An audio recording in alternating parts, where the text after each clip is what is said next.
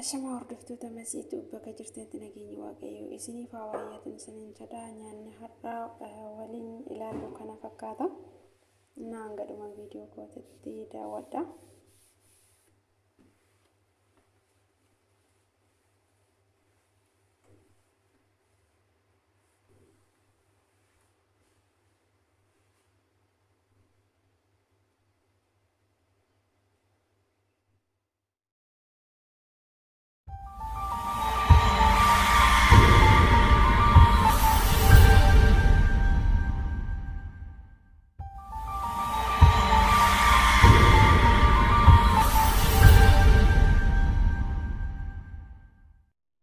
Harka foonii hordoftoota masiitu bakka jirtanitti nageenyi waaqayyo isiniif haa baay'atu. Innaa har'a walitti deebineetu jira. Akka bisiin hojjechuuf barbaade jechuudha. Asitti hanqaaquu lama godheetu jira. Irshoodhaan kuni.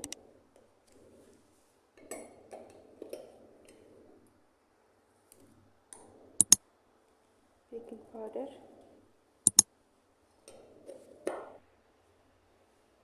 Vaniiladhaan kuni.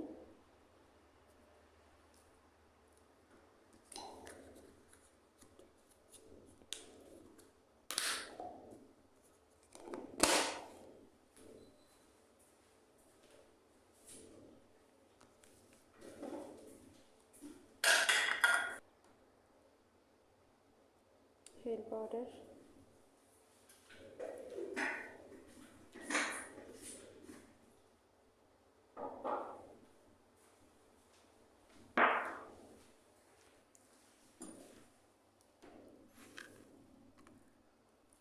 sukar,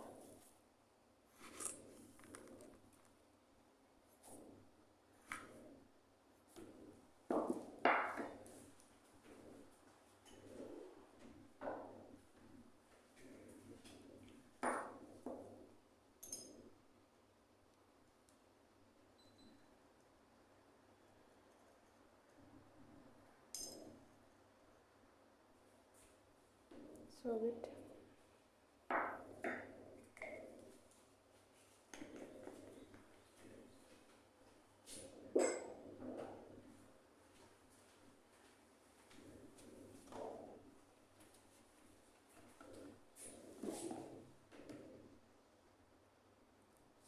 zaiti,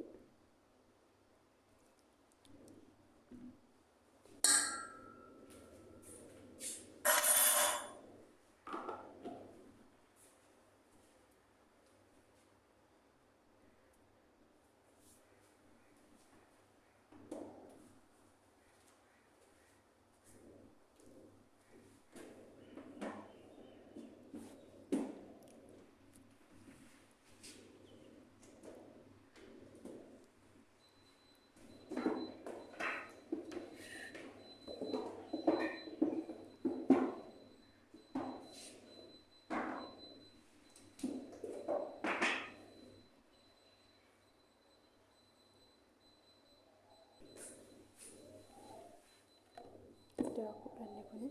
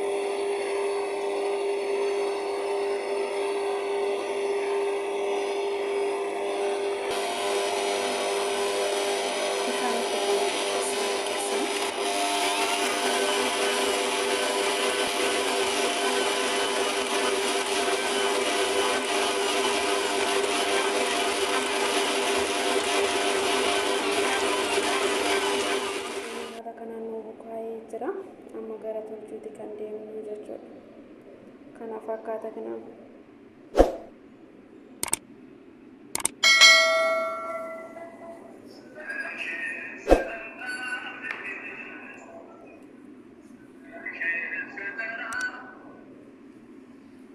Haala kanaa wal qixxeeffanneetu jira kana fakkaata leexiin keenya. Inni kun immoo itti daakuudha yeroo maal jedhamu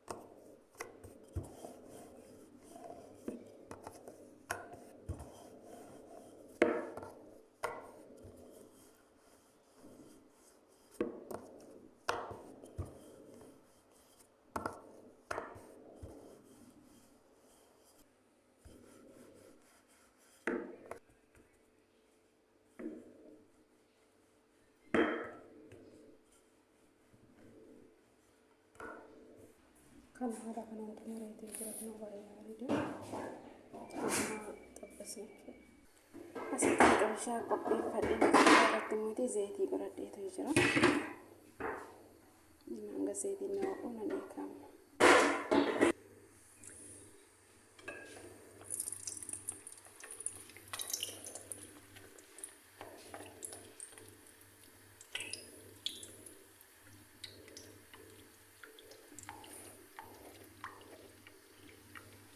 Wait. Yes. Ada kana fakkaata kina.